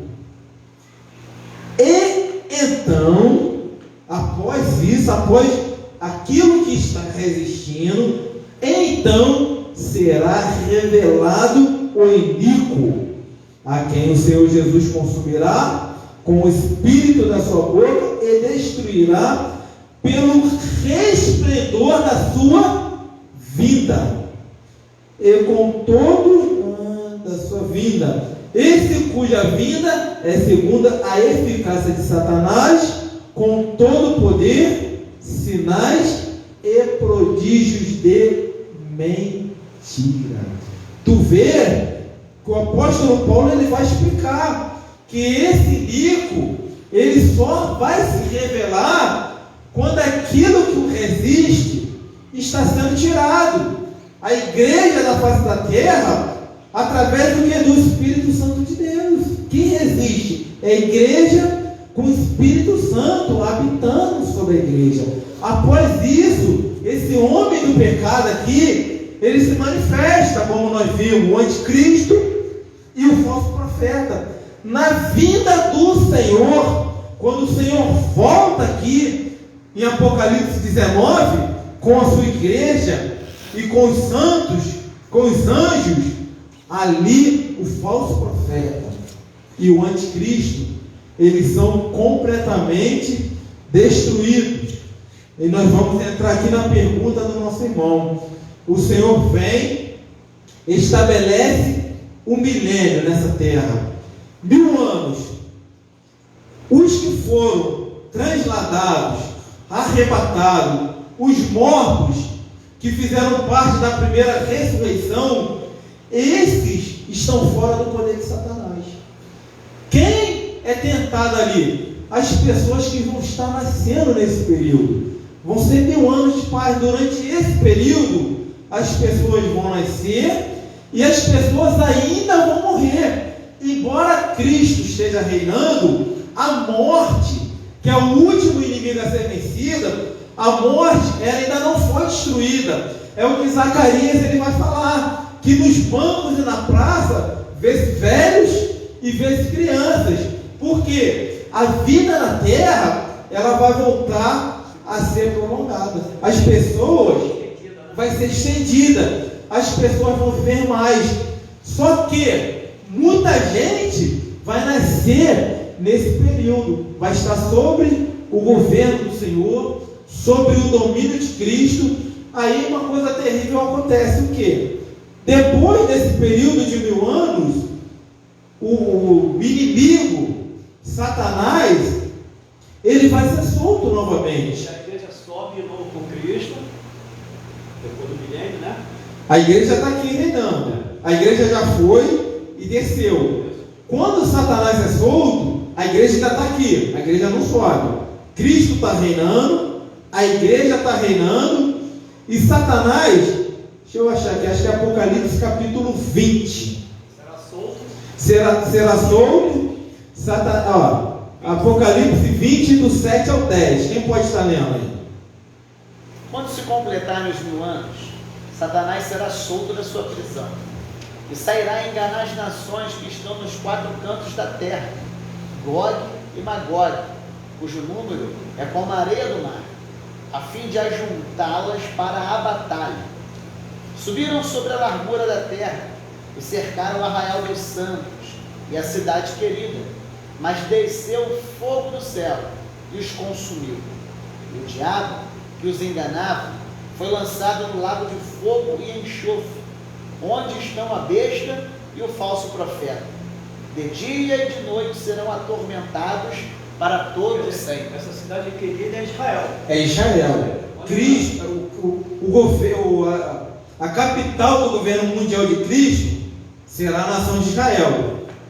Então, Satanás está aprisionado, Cristo está reinando a igreja, que foi arrebatada, e as pessoas que estão nascendo. Vida normal na terra. Vida normal na terra. Como a gente entende isso? Lembra quando Jesus ele ressuscita? Tu vê que Jesus ainda não está com o corpo glorificado, mas o corpo de Jesus está totalmente diferente. Os discípulos lá estão debatendo. É Jesus, Jesus voltou, não voltou. E quem esqueci, não acredita, é Tomé. Tomé falando, não acredito, só se eu ver, só se eu tocar. Então Jesus ele vem. Como é que Jesus chega naquele ambiente? Jesus passa através da parede, da porta. Jesus atravessa. Tu vê que Jesus está com o corpo, que ele atravessa. Atravessou, chegou aqui. Quando Jesus chega lá, o que ele fala para Tomé? Tomé, toca aqui. Ao mesmo tempo que ele está com o corpo, que ele atravessa as coisas, ele está com o corpo físico, Tomé ele toca. Jesus, o que vocês têm para comer? Jesus ele come. Então, isso aqui é para a gente ter uma ideia de como vai ser esse período. Vai se ter uma igreja com o corpo transformado, vai se ter uma igreja com o corpo glorificado, e vai se ter as pessoas que estão nascendo durante o milênio. Quando Satanás é solto, aí te pergunta, por que Deus não acabou direto com Satanás? Podia ter matado logo ele, acabado logo com isso. Porque Deus, ele nos deu algo chamado livre-arbítrio. O Senhor, ele não criou robô. Deus, ele quer a nossa adoração de uma forma voluntária, como era o escravo de orelha furada. Paulo vai dizer isso, escravo de Cristo. O que era um escravo de orelha furada? Quando o Senhor, ele dava uma liberdade para o escravo, ele furava a orelha daquele escravo.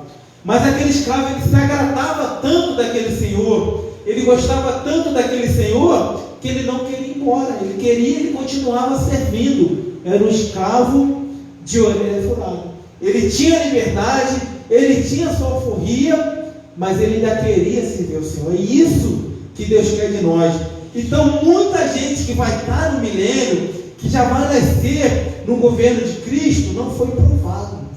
Quando Satanás ele é solto, tu vê que o texto que o nosso irmão leu, o pastor Tiago leu, vai dizer que ele ainda junta uma grande multidão. Irmãos, Satanás, ele é um ser terrível. A palavra vai dizer que ele é um ser sagaz. Não desiste, né?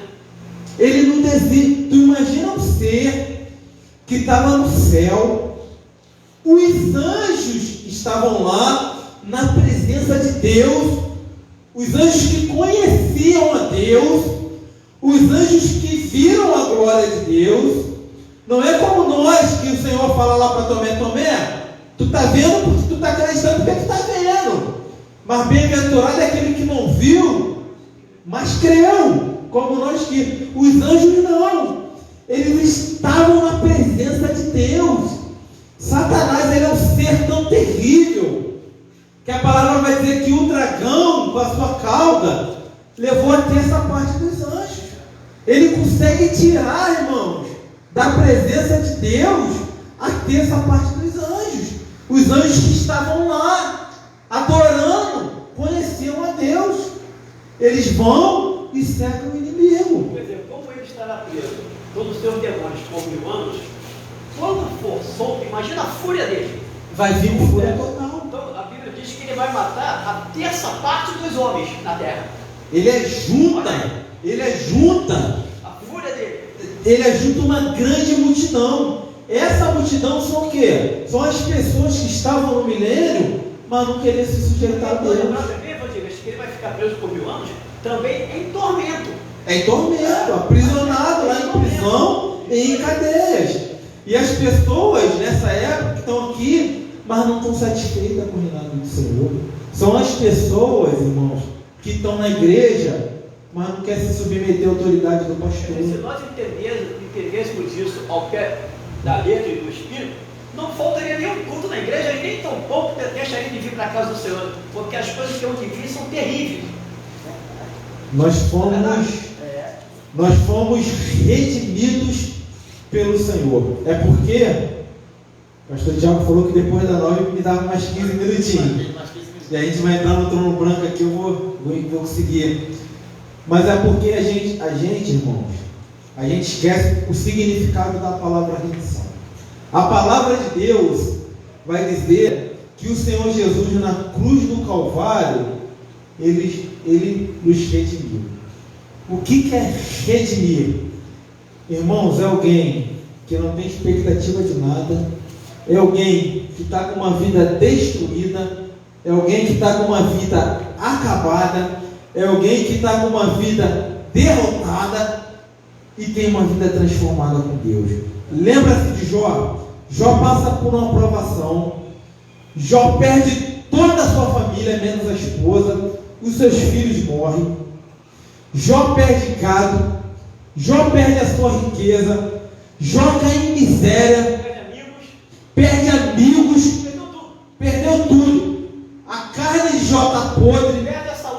Perde a saúde. A carne de Jó está podre. Jó está fedendo.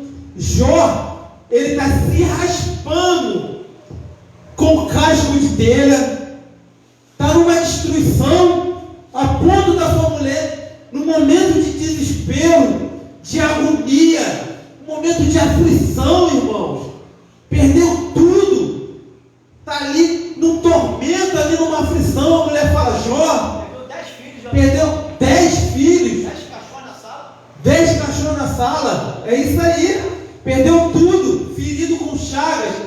Meu irmão, se raspando, acabado. A mulher fala: amaldiçoa Deus e morre. Jó, ele fala assim: eu pensei que o meu Redentor vive e ele se levantará. O Redentor é isso, irmãos. É aquele que pega a gente derrotado, destruído, de Cristo. Já está falando de Cristo. E Deus ali muda a vida de Jó. Deus transforma a vida de Jó e dá tudo em dobro para Jó. É o que o nosso pastor falou. Irmãos, se nós entendêssemos o que é remissão, a gente com uma vida perdida, caminhando para o inferno a passos largos, para um tormento eterno, e a gente vai ver aqui, em 10 minutos eu consigo passar, Deus ele vai lá, muda a nossa história, Deus muda o nosso cativeiro. Desacreditado pela família, Desacreditado pela família, drogado, viciado, crapudo, abandonado, largado. Não deveríamos estar aqui todos os dias. Então Satanás ele ajunta essas pessoas que estão no reinado de Cristo, mas não está satisfeito com o Senhor. Nessa hora, quando eles cercam ali Gog e Magog, que esse Gog e Magog não é dizer que é o 38 e 39, é o Gog e Magog espiritual, das pessoas que não quiseram se sujeitar. Já viu aquela pessoa? Está aqui. Tem uma hierarquia na casa de Deus. Tem um pastor, tem um presbítero, tem um diácono, tem um líder. Aí o pastor vai, delega ao presbítero, ao diácono, aí vai falar com o irmão uma coisa, aquela pessoa, tá, mas não quer obedecer, não quer cumprir, tá ali, mas só quer intriga, só quer colocar divisão na casa de Deus, e a palavra de Deus vai dizer isso. 6 coisas o Senhor odeia, e a 7ª ele abomina, que traz contenda aquela pessoa. São essas pessoas aqui que vão se ajuntar, Satanás vai reunir essa grande multidão, mas o Senhor ali vai destruí-los, vai lançar Satanás no lago de fogo, onde já estão a besta e o falso profeta. E aqui a gente entra no grande trono branco aí em 7 minutos. O grande trono branco, irmãos, nada mais, nada menos do que o dia do juízo final. O dia que todo ser humano vai dar conta diante de Deus. Apocalipse 20, do versículo 11 ao versículo 15, vai estar falando sobre esse dia, o dia do juízo final. João diz assim: e eu vi um grande trono branco, e aquele que estava sentado sobre ele, de cuja face a terra e o céu fugiram, e não se achou lugar para ele. E eu vi os mortos, pequenos e grandes, em pé diante de Deus, e os livros foram abertos, e outro livro foi aberto, que é o livro da vida, e os mortos foram julgados pelas coisas que estavam escritas no livro, de acordo com as suas obras. O mar entregou os mortos que nele havia, o inferno entregou os mortos que nele haviam, e eles foram julgados, cada homem, de acordo com as suas obras. E a morte e o inferno foram lançados no lago de fogo. Esta é a segunda morte. E todo aquele que não foi encontrado escrito no livro da vida foi lançado no lago de fogo. Quando nós falamos de trono branco, a gente tem que entender uma coisa. A Bíblia ela fala pelo menos 3 mortes. A Bíblia vai relatar 3 tipos de morte. A primeiro tipo de morte é a morte física. É quando a alma se separa do corpo, aquela pessoa que morre. A segunda morte que a Bíblia vai falar é da morte espiritual. É da pessoa que morre em vida. Lembra de Adão no Éden? Quando o Senhor fala, não come, porque no dia que comer morrerás. Quando ele come, no primeiro momento acha que não morreu, mas ali já entra a morte espiritual, porque aquilo que ele achou que ia trazer uma glória, trouxe vergonha.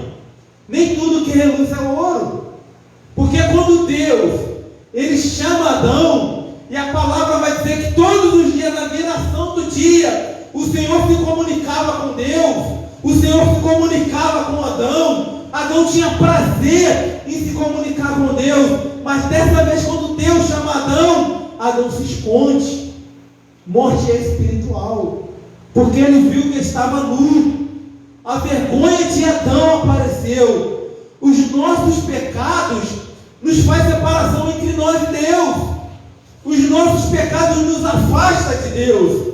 Essa é a morte espiritual. E a terceira morte que nós vamos estar falando aqui é que a Bíblia vai chamar de a segunda morte. São aqueles que não fizeram parte da primeira ressurreição. São aquelas pessoas que morreram sem Cristo. São aquelas pessoas que morreram sem o Senhor. O interessante aqui, irmãos, que o trono branco, ele não é um trono de julgamento. Deus aqui, ele não vai julgar ninguém. Um trono branco é um trono de sentenciação. Deus aqui, ele vai dar a sentença. Porque quem morre sem Cristo já está no inferno, já está em tormento. Lucas 16, 19, nós vimos aqui. Quem morre com Cristo está no paraíso. Lembra do ladrão da cruz? Senhor, lembra-te de mim quando entrarem no seu reino. Se arrependeu, se converteu, deixou o Espírito Santo trabalhar. E a palavra de Deus vai dizer isso, que o Espírito Santo nos convence do pecado, da justiça e do juízo que há de vir. Então, enquanto a vida, a esperança, há tempo de deixar o Espírito Santo trabalhar e se arrepender do pecado. Então, aquele ladrão, ele vai para o paraíso com o Senhor. Então, o trono branco não é um trono de julgamento, é um trono de sentença. O texto que nós lemos vai dizer que o inferno, as almas que estão lá sendo atormentadas, e o inferno, irmão, é lugar de tormento, é lugar de dor, é lugar de aflição. As almas que vão para o inferno vão ser atormentadas dia e noite, de eternidade em eternidade. É por isso que nós temos que endireitar a nossa vereda. O inferno vai entregar a alma. A palavra vai dizer, e o mar vai entregar os corpos que nele havia. Vai se juntar o corpo com a alma. Só que essas pessoas aqui, que morreram sem Cristo, que vão estar comparecendo diante do trono branco, elas não vão estar com o corpo glorificado. A igreja, quando sobe, ela tem o corpo transformado. Mas o pecador, o ímpio, aquele que zombava de Deus, aquele que zomba da palavra de Deus, aquele que não dá crédito à palavra de Deus, naquele dia, irmão, ele vai ressuscitar. O mar vai entregar corpo, mas a palavra de Deus vai dizer que vai ressuscitar para a vergonha eterna. Não vai ressuscitar para o gozo do Senhor. Não vai ressuscitar para viver uma vida com Cristo. Todos os ímpios ressuscitarão, mas vão ressuscitar com o corpo apodrecido. Aquele que morrer aidético vai ressuscitar aidético. Aquele que morreu cancerígeno vai ressuscitar cancerígeno. Quem morreu com facada vai ressuscitar facada. Vai comparecer diante do grande trono branco, porque todos vão comparecer diante do grande trono branco. Segundo, o trono branco, ele será um grande julgamento. Ele foi anunciado lá no Antigo Testamento. Eu não vou ler porque não dá tempo. Ele foi anunciado pelo Senhor Jesus. Ele foi anunciado pelos discípulos do Senhor. E quem será o juiz? Terá um juiz. João, capítulo 5, versículo 22. Vamos ver quem vai ser o juiz que vai estar julgando no grande trono branco. O grande trono branco terá um grande juiz. O trono branco, irmãos, ele é grande, porque o Deus que está sentado no trono branco, ele é um Deus grande. O trono branco é branco porque mostra a santidade. Ele vai mostrar a pureza que está naquele trono. Eu não vou ser julgado segundo os meus princípios. Eu não vou ser julgado segundo os meus critérios, as pessoas que morreram, melhor dizendo, vão ser julgados segundo os princípios do Senhor. O Evangelho de João, capítulo 5, versículo 22, diz assim, deixa eu ver se esse aqui é 5:22, deixa eu só confirmar aqui, 22 e 27, diz assim, está pequeno aqui, desculpe, irmãos, é porque está pequeno aqui, a vista já está, diz assim, versículo 22, porque o Pai a nenhum homem julga, mas confiou ao Filho todo o julgamento. Versículo 27, porque assim como o Pai tem vida em si mesmo, assim deu ao Filho ter a vida em si mesmo. Tem outros versículos que eu não vou falar pela hora, mas quem vai julgar no grande trono branco será o próprio Senhor Jesus. Imagina Pilatos diante do Senhor, imagina Judas que o traiu, aqueles que debocharam, que cuspiram na face do Senhor. Naquele dia eles vão estar diante do grande trono branco, e a igreja, ela também vai estar presente, mas a igreja vai estar presente com o corpo transformado, com o corpo glorificado, não para ser julgada, não para ser sentenciada, mas para fazer parte juntamente com o Senhor. A primeira carta aos Coríntios, capítulo 6, versículo 2 e versículos 6, 2 e 3, vai dizer assim, 1 Coríntios, capítulo de número 6, olha o que o apóstolo Paulo vai dizer na carta aos Coríntios, capítulo 6, versículo 2 e versículo 3, diz assim, ou se algum de vós, tendo um assunto contra o outro, ir à lei perante o justo e não perante os santos, versículo 2, não sabeis vós que os santos julgarão o mundo, e se o mundo será julgado por vós, sois vós indigno de julgar questões mínimas? Não sabeis vós que julgaremos os anjos, quanto mais as coisas pertencentes a essa vida. Esses anjos que ele está falando, eles são os decaídos. São os anjos decaídos, são os demônios. A igreja vai estar lá, não para estar sentenciada, mas para estar em apoio ao Senhor, para estar ali desfrutando da grandeza de Deus. Judas, versículo 6, também vai relatar esse texto, vale a pena ler rapidinho, já estou no finalzinho, finalizando. Olha que Judas vai dizer no versículo de número 6, diz assim, e aos anjos que não guardaram o seu estado original, mas deixaram a sua própria habitação, ele reservou cadeias eternas sobre trevas, até ao julgamento do grande dia. Nesse dia aqui, nesse grande dia, os anjos caídos vão estar sendo julgados, a morte e o inferno também vão estar sendo finalizados. Apocalipse capítulo 20, versículo 13, vai dizer isso. O último inimigo, irmãos, que atormentava, ele vai ser vencido. Diz assim, e uma... Não, deixa eu só confundir, perdão. Deixa eu ver aqui. 1 Coríntios 15, 55 e 56. Alguém pode estar lendo? 1 Coríntios, capítulo 15, 55 e 56. Tem um versículo também que diz, o último a ser vencido será o império da porta saber. Tá, é esse versículo que eu estava... 55 e 56. Onde está, ó morte, o teu aguilhão?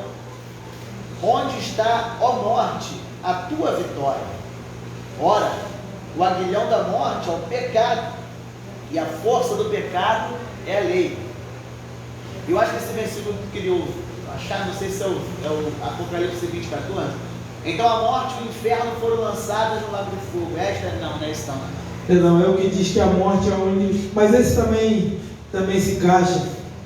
A morte e o inferno lançado no lago de fogo. Todos os pecadores vão ter a condenação.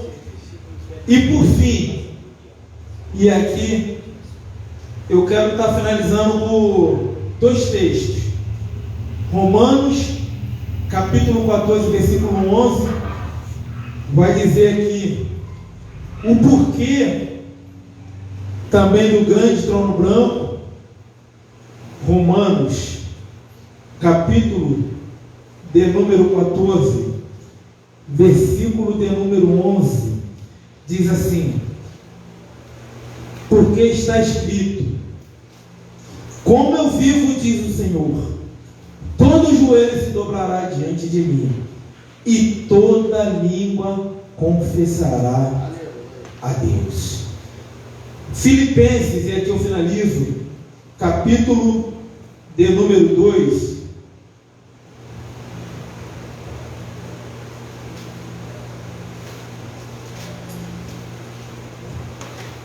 Filipenses capítulo 2, a partir do versículo 8, eu vou ler só do 8 ao 11, e aqui eu finalizo. Diz assim: e achado na forma de homem, humilhou-se a si mesmo, sendo obediente até a morte, e morte de cruz. Pelo que também Deus o exaltou soberanamente, e lhe deu um nome que está acima de todo nome, para que ao nome de Jesus se dobre todo o joelho, das coisas no céu e na terra, e das coisas debaixo da terra, e para que toda língua confesse que Jesus Cristo é o Senhor, para a glória de Deus Pai. Nesse grande dia aqui, no dia do juízo final, no dia do grande trono branco, todo joelho se dobrará e toda língua confessará que só Jesus Cristo é o Senhor. Você pode até hoje não querer se dobrar diante de Deus, você pode até hoje não querer confessar os seus pecados a Jesus, mas naquele grande dia, no dia do juízo final, todo joelho se dobrará e toda língua confessará que só Jesus Cristo é o Senhor. E aqui eu agradeço a minha rica oportunidade, agradeço os irmãos pela paciência, que nós possamos guardar e esconder essa palavra na tábua do nosso coração, sabendo que o livro de Apocalipse é um livro de esperança e consolo para a sua igreja. É um livro em que mostra que o Senhor enxugará de nós toda a lágrima. E quando se passar esse momento do trono branco, João viu a nova Jerusalém descendo do céu, adornada, ataviada, preparada como uma esposa adornada para o noivo. E é ali que nós vamos viver. E o Senhor habitará conosco e nos fará coluna do templo de seu Pai. E viveremos com Cristo de eternidade e eternidade. Louvado e engrandecido é o nome do Senhor. Toda honra, toda glória, todo louvor e toda adoração ao único digno de receber a honra e a glória nessa noite, que é o Senhor Jesus. Eu agradeço a oportunidade e devolvo ao pastor Tiago. Glória a Deus. Aleluia. Glória a Deus. Irmãos, é uma palavra forte, né? Como diz o próprio livro do Apocalipse: aquele que tem ouvidos, ouça o que o Espírito diz às igrejas. Então, eu estava ali meditando na Bíblia, um dos versículos que o evangelista Luciano falou, que diz que todo joelho se dobrará e toda toda língua confessará que Jesus Cristo é o Senhor. Então eu estava pensando, meu Deus, então Hitler vai ter que se dobrar e confessar que Jesus é o Senhor. Stalin vai ter que se dobrar e confessar que Jesus é o Senhor. Trotsky vai ter que se dobrar e confessar que Jesus é o Senhor. Lenin vai ter que se dobrar e confessar que Jesus é o Senhor.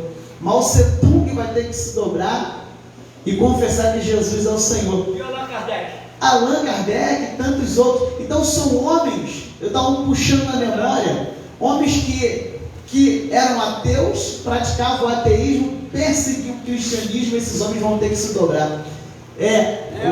Nero, não é? General Tito, que matou o Tito, Napoleão Bonaparte, que veio num cavalo, tem uma imagem dele assentado sobre um cavalo branco, não é? Então, todos esses homens aí que se achavam tal, é isso, é aquilo, morreram, vão ressurgir, vão se dobrar, não é isso? Isso que eu entendi.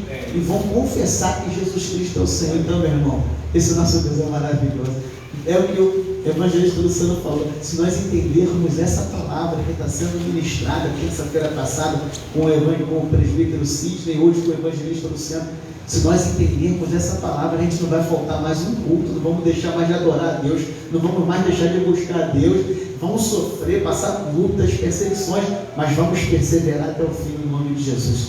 Que o Senhor Jesus te abençoe, meu amigo, minha irmã Daniela, que Deus te abençoe, os irmãos que nos assistem também, que Deus te abençoe, pastor Luiz, presbítero Jorge, irmã Miriam, que Jesus abençoe vocês. Vamos se colocar de pé, vamos estar orando, terminando quinta-feira agora, teremos o nosso culto Redenção, que é o culto pela busca do Espírito Santo, domingo pela manhã, sábado, dia de ordenação, né, de obreiro, ao pastorado. Que horas?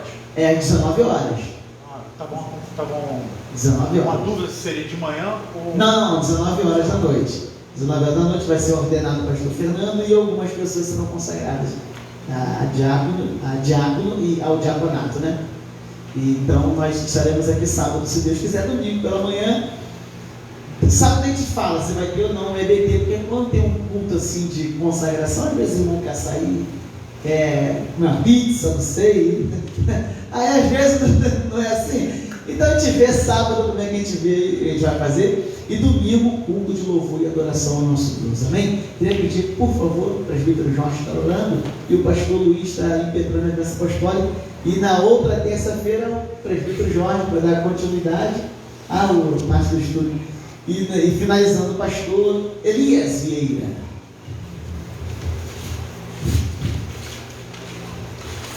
Paz do Senhor Jesus para a amada igreja. Amém. Eu recebi essas palavras, todos receberam aqui nessa noite. Amém. Glória a Deus. Nós, meu querido evangelista, nós seremos então a igreja como se fosse aquele corpo de jurado, né? Eita, Iremos só ouvir e falar assim para Satanás, seus anjos e as obras do mundo. Ó. Naquele dia, realmente ele fez de tudo para separar eu e minha esposa. Jesus, eu condeno ele também. aleluia. Aquele dia que ele zombou de mim, eu também condeno ele também. Quer dizer, qual a sentença que eu vou dar? A igreja que vai decidir. Aleluia. Soberano Deus e eterno Pai. Aleluia, Deus. Pai de nosso amado Senhor e Salvador Jesus Cristo. Pai querido e Pai eterno. Glória a Deus. Nesta noite estamos aqui reunidos na Tua casa. Até em um pequeno grupo, Senhor, um pequeno número.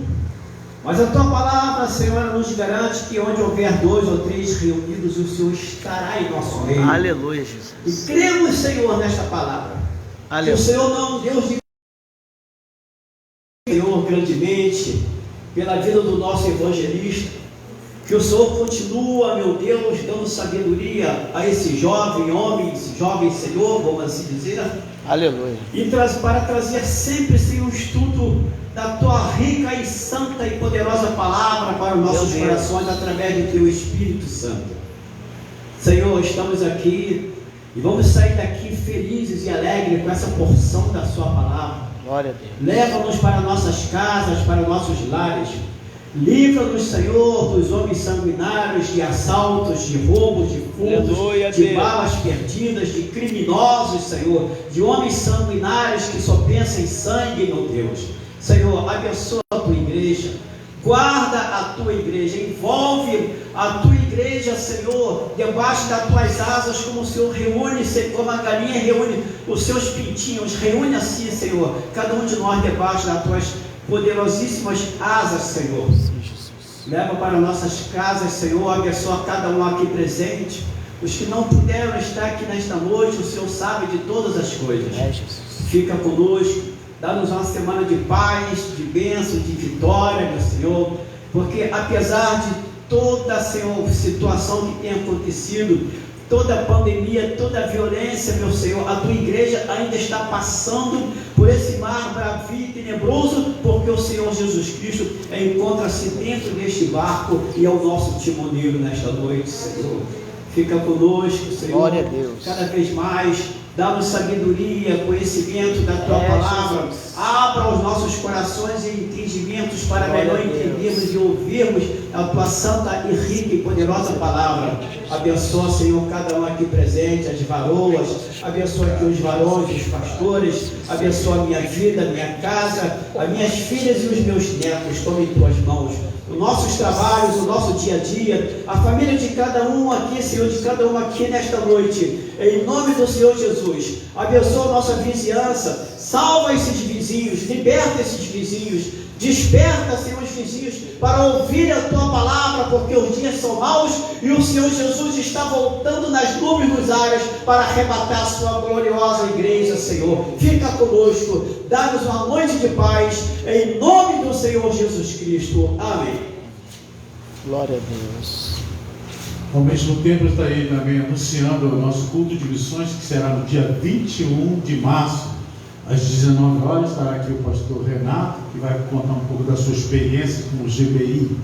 E já estou convidando o amado irmão, caso não esteja nenhum compromisso na sua igreja, se puder estar conosco aqui nesse grande evento de missões, do dia 21 de março. Que a graça, a comunhão do Espírito Santo, nosso Senhor Salvador Jesus Cristo, esteja sempre conosco, não somente hoje, mas para todos sempre. A igreja diga Amém. Ô, glória. Vai ter 2021? É o ano de vitória, de conquista. Ô, glória.